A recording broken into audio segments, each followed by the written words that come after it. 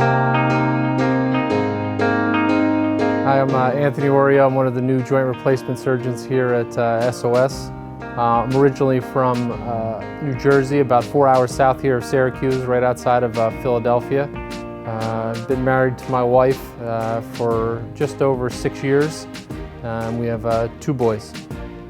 I did my undergraduate degree in Boston at Northeastern University. I was also fortunate enough to get an athletic scholarship there and play football for 5 years there. After I was done in Northeastern, moved back home to New Jersey, where I went to medical school on the Rutgers campus. Following that, I did my residency training in Boston at Boston University. And then following that, when I decided ultimately that I wanted to be a joint replacement surgeon, I spent 1 year in Manhattan at NYU, where I completed a adult reconstruction fellowship in hip and knee replacements.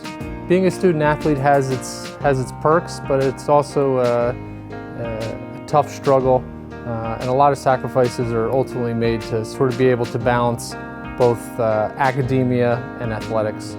I was fortunate enough to pick good parents, so I was taught at an early age about sort of prioritizing both athletics and academics and not one over the other.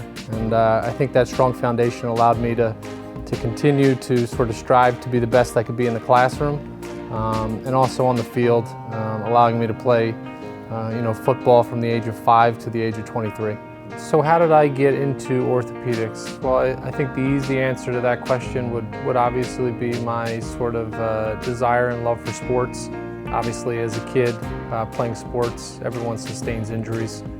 And I became, not a frequent flyer, but I took a few episodes to the doctor's office as I sort of progressed through school, and sort of the relationships that I sort of developed with those physicians, I think made a lasting impact on sort of something I saw myself doing as I grew up.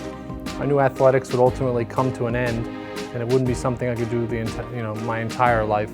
But I knew being an orthopedic surgeon would be something that would allow me to sort of stay close to patients, to allow myself to help others. And I think orthopedics sort of melds both of those things together pretty well.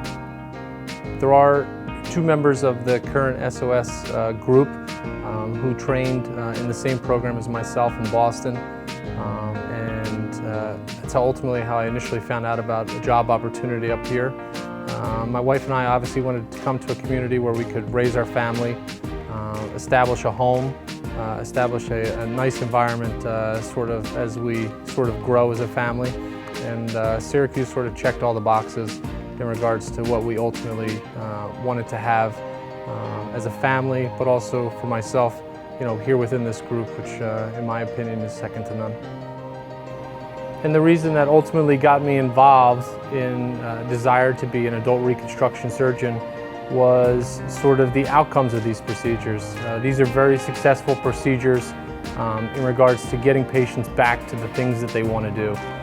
As a surgeon, as a physician, I think that's something that I hold very close to my heart and something that I enjoy doing on a daily basis. So obviously during my training in regards to hip and knee replacement surgery, there's been a large influx of new innovations and new tools that we use both in the operating room and outside the operating room. But inside the operating room, there's some new tools, some that I use myself, that allow us to, by the use of computers, allow us to sort of pinpoint exact locations of implants and to give us sort of the best function for patients and their implants after they get done with their total knee or total hip arthroplasties.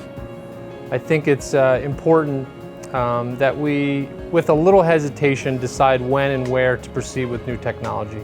Obviously, there are tons of things that come up on a monthly, a yearly basis, but I think it's our job as surgeons to sort of look at the data with new technology, to discuss with our peers sort of their successes or uses of these technology before we sort of jump in and start to implement them. So, of all the things that I'm currently using in practice in regards to newer technologies, These are things that have been around for a few years now, and surgeons from around the country and around the world have used successfully with good outcomes.